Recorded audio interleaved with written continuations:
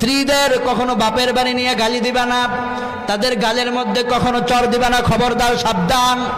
বিশ্বনবী বললেন, মেয়েদের গালে তুমি চর মারবা না, তাকে ভালোবাসা দিবা, সবসময় মোহাব্বতের নজরে তাকে তাকাবা।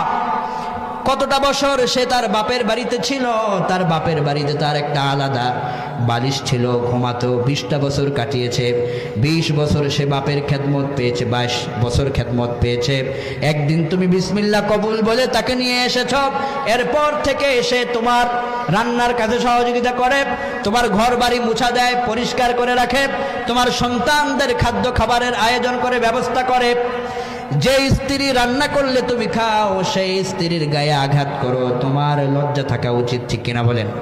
যে স্ত্রী রান্না করে সেই স্ত্রীর গায়ে আঘাত দিয়ে পরবর্তী তার চোখের দিকে কিভাবে তাকাও?